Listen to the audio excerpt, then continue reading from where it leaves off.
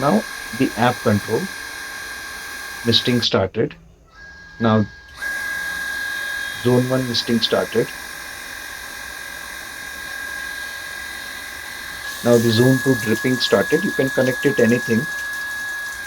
Now the zone 3 also started. So this is how you can control it via app as well.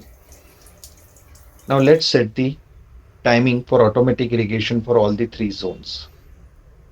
You can set it very easily using your app remotely.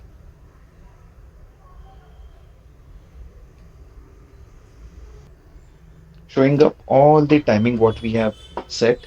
Zone 1 will start at 9:15, zone 2 will start at 9:16, and zone 3 will start at 9:17 and will automatically stop after 1 minute. So zone 1 started.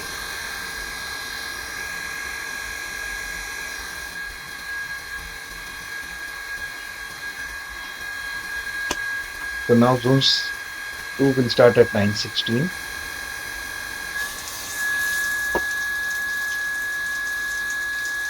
and the zone 3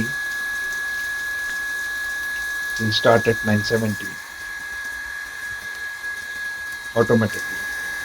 So this is how it is very useful for the terrace garden, nursery, or even small farm where the pressure is low and you have to cover lots of big area with more than 500 plants along with sprinklers and mistings. Thank you.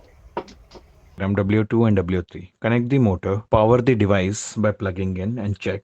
Connect the water pipe from tap to motor input. From motor output, connect the pipe to input of multiport and then connect the drip lines as per your requirement. Now, as shown in the connection diagram, we have connected the tap output, which has zero point 0.6 to 0.8 kg water pressure, to 1 HP motor, which will push the water pressure of 4 to 5 kg so that customer can use for more than 500 plants, or you can use in a combination of misting, sprinkler, drippers, and all. So now we